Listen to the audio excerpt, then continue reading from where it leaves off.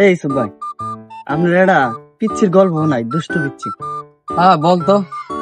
ও একদিন ওর মায়ের জিজ্ঞাসা করতেছে যে আমরা ইস্ত্রি করি কিসের জন্য।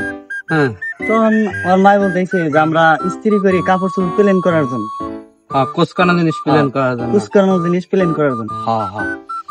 তখন পিচ্ছি দৌড় ফাইরা দাদির ঘরে গেছে। তখন ওর দাদি গাল ইস্ত্রি করতেছে, তখন ওর দাদি চিল্লাইতেছে। তখন ওর মা রান্না করতেছে, ওই তোর দাদি চিল্লাকে কয় কুচকানো জিনিস প্লেন করতেছি। তোমার মা তো অবাক। ওর দাদি বাইসা ছিল। আর এটা তো গল্প। ও শোন, তাহলে আমি আমার নিজের জীবনের একটা ঘটনা কই। এই কয়দিন আগে প্রচুর গরম পড়লো না? এই গরমে আমার মাথা তো পুরা গরম। টয়লেটে যাইয়া 50 বারের মতো মাথায় পানি ঢালছি, তারপরে শালা গরম যায় না। কি কর? পরে কি করলাম হুন, পরে বালতির ভিতরে পানি বললাম, ওইটা মাথাটা সুবাই দেয়, সুবাই উড়াই। তো হঠাৎ করে আমার মাথা একটা দুষ্ট বুদ্ধি এলো, কি যে দেখি কত সময় আমি পানির তলে মাথাটা ডুবাই রাখতে পারি। তো এই সময় হঠাৎ আমার ছোট ভাই আছে, ও আইলো। ও আইয়া দেখে মাথা বালতির ভিতরে চুবানো, ও দৌড় দিয়ে চলে গেল।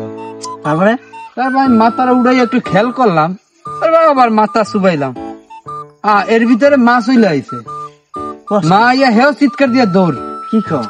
বিষয়টা বোঝার জন্য মাথাটা আবার উড়াইলাম, উড়াইয়া আবার মাথা দিলাম পানির ভিতরে।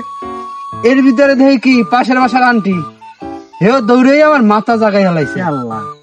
পরে এখন 2 দিন পর এলাকায় বাইরেছি, যেই দেয় হেই কয় তুমি বলে সুসাইড করতে গেছিলা বালতির ভিতরে পানাস, তুমি নাকি সুসাইড করতে গেছিলা বালতির মধ্যে মাথা ডুবাইয়া। আরে শালা আমি তো অবাক। কি রে? আবার 2-4 জনে কি কথা জানোস, কয় আর 2 মিনিট হইলে পোলারে বাঁচান যাইত না। আল্লাহ, কোষ কি রে? আমি তো শালা বেকুব হয়ে গেলাম যে আমার সুসাইডের কারণটা কি। আসলেই তো গেলাম গরমে মাথা ঠান্ডা করতি, আর এলাকায় সারা এলাকায় কি রইতে গেল, আমি টয়লেটে যাইয়া বালতির ভিতরে ডুইবা মরতে চাইছি। শালার আজব রে। এগুলো আর কইস না। কি করলি, কামটা করলি কি তুই?